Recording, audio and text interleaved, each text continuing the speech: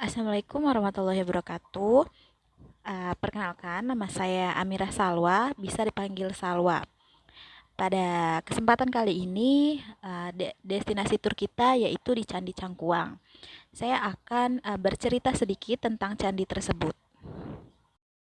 Candi Cangkuang, candi yang terletak di Garut. Uh, di Garut memang terkenal dengan dodolnya, tetapi juga candinya. Nah, letak Candi Cangkuang ini yaitu di Desa Cangkuang, Kecamatan Leles, Kabupaten Garut, Jawa Barat. Candi tersebut merupakan peninggalan bersejarah bagi agama Hindu dari abad ke-17. Nah, Candi Cangkuang, di dalam Candi Cangkuang nanti itu terdapat patung Siwa Hindu. Nah, Candi Cangkuang ini sudah berdiri di sebuah pulau kecil yang berada di tengah-tengah situ Cangkuang. Lalu Candi Cangkuang sendiri berasal dari nama tanaman sejenis pandan atau Pandanus furcatus yang terdapat di sekitaran Candi Cangkuang nantinya. Nah, tanaman ini juga bisa dimanfaatkan untuk membuat tudung tudung atau tikar atau pembungkus gula aren. Jadi gula aren juga sangat terkenal di daerah Garut.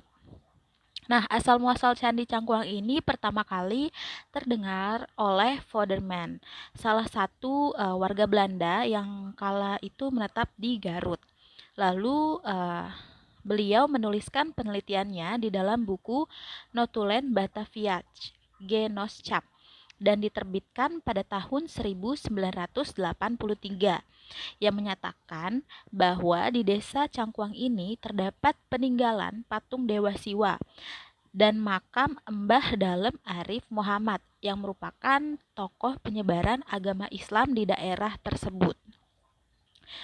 Nah, candi ini juga baru ditemukan kembali pada tanggal 9 Desember 1966 oleh tim sejarah Leles dengan penelitian Bapak Harsoyo dan Uka Chandra Sasmita.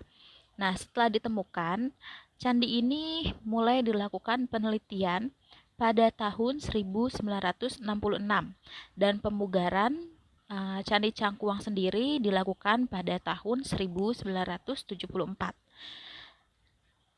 Di Candi Cangkuang sama Arca Siwa di dalamnya dan di sebelahnya persis sekitar 3 meter dari candi tersebut ada makam Arif Muhammad. Pada tahun 1966 mulai melakukan penelitian berdasarkan laporan. Karena kalau ada nama Muhammad sudah jelas itu merupakan tokoh muslim. Sedangkan Siwa nama dewa dalam agama Hindu, ujar Munawar Anzar. Munawar Anzar ini merupakan juru pelihara Candi Cangkuang. Mohon maaf. Nah, lanjut beliau yaitu Bapak Munawar bercerita, saat itu para penelitian melakukan penggalian dan menemukan pondasi Candi Cangkuang yang berukuran 4,5 kali 4,5 meter. Lalu terdapat puing-puing candi yang berserakan. Namun tidak ada keterangan jelas siapa atau kerajaan apa yang membangun candi tersebut. Namun jika dilihat dari bebatuan dan kesederhanaan bentuk, candi ini tuh merupakan bangunan peninggalan masa Hindu-Buddha yang diperkirakan berasal dari abad 7 sampai 8 Masehi. Lalu menurut Bapak Munawar lagi, ia menduga dari pakar tersebut didasarkan pada bentuk bangunan candi yang masih polos pada dindingnya. Maksudnya polos pada dindingnya itu tidak terdapat gambar yang relief.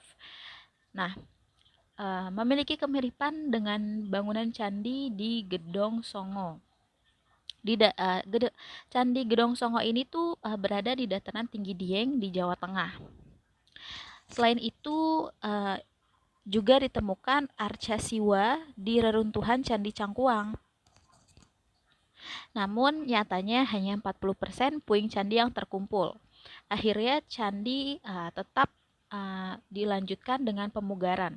Dengan 60% puing yang ada, ditambah batu yang dicetak agar mirip dengan perkiraan bentuk aslinya. Dan sampai akhirnya dengan berbagai pertimbangan, Candi Cangkuang dipugarkan pada tahun 1974 sampai 1976. Jadi sekitar 2 tahun masa Candi Cangkuang ini dipugarkan kembali. Tapi yang aslinya hanya 40% dan 60% menggunakan cetakan batu yang dibuat semirip mungkin dengan yang asli. Ujar Bapak Munawar. Setelah selesai dipugar candi tersebut, candi yang memiliki ukuran 4 x 18 x 8 meter, area siwa sebelumnya telah ditemukan dan disimpan di dalam candi. Nah, nama candi juga diambil sesuai nama daerah tempat tersebut, yaitu Desa Cangkuang. Lalu Candi Cangkuang ini terdapat di pemukiman adat Kampung Pulo yang juga menjadi bagian dari kawasan cagar budaya. Letaknya berada di kompleks Candi Cangkuang, persis sebelum pintu masuk Candi Cangkuang tersebut. Kampung Pulo sebagai penyebar agama Islam pertama di wilayah Cangkuang maupun Garut, serta Eyang Mbah Dalem Arif Muhammad juga turut andil mendirikan peradaban di sekitarnya. Munawar menceritakan konon Mbah Dalem Arif Muhammad, beliau merupakan panglima perang kerajaan Mataram yang ditugaskan oleh Sultan Agung untuk menyerang VOC di Batavia. Namun karena kekalahan dan takut mendapatkan sanksi apabila pulang ke Mataram, maka Mbah Dalem Arif Muhammad memutuskan untuk bersembunyi di Cangkuang. Itu merupakan sedikit info Candi Cangkuang dan penyebaran Islam di Garut. Nah, saya akan lanjut destinasi atau wisata-wisata yang bisa kita kunjungi di Candi Cangkuang nanti, yaitu kita bisa ke Rakit Bambu. Nah, untuk menaiki Rakit Bambu, kita hanya merogoh kocek 3.000 sampai 5.000. Nanti setelah naik rakit, kita akan berjalan menyeberangi danau yang menggunakan rakit tentunya. Lanjut ke destinasi tempat wisata, maksudnya yaitu rumah adat. Nah, di Candi Cangkuang ini terdapat rumah adat. Nah, usai menyeberang menggunakan rakit tadi, pengunjung harus berjalan hingga lokasi candi. Sebelum sampai ke lokasi candi, nanti kita juga bisa menemukan kompleks rumah adat Kampung Pulo, yang dimana kompleks tersebut terdapat 6 bangunan rumah panggung dan 1 bangunan musola. Nah, bangunan-bangunan ini tuh bisa digunakan sebagai latar foto yang cantik untuk post ke sosial media. Namun perlu diketahui, dari ke-6 rumah adat tersebut nampak seragam, mulai dari warna hingga bentuk bangunannya. Nah, menurut sejarah, rumah tersebut merupakan rumah milik anak perempuan dari almarhum Eyang Mbah Dalem Arif Muhammad. Sementara musola dulunya dijadikan untuk satu-satunya anak laki-laki dari beliau. Adapun almarhum Eyang Mbah Dalem Arif Muhammad yang merupakan penyebar agama Islam di Desa Cangkuang, Garut, Jawa Barat pada abad ke-17. Nah, ini merupakan wisata inti di kawasan Candi Cangkuang, yaitu Candi Cangkuang tersendiri. Setelah kita sudah berfoto-foto di kawasan rumah adat tadi, lanjut ke wisata inti yaitu Candi Cangkuang sendiri. Nah, setelah kita selesai berfoto di kawasan rumah adat tadi, kita akan berjalan sampai Candi Cangkuang.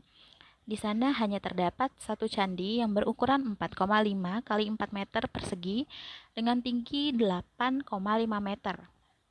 Candi ini merupakan peninggalan agama Hindu pada abad ke-8.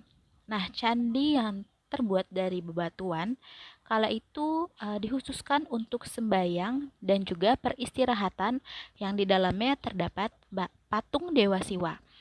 Sekian yang bisa saya ceritakan mengenai Candi Cangkuang. Semoga wisata kita di sana akan menyenangkan. Tetap memenuhi prokes dan tetap memakai masker dan jaga kesehatan dan kebersihan tangan kita.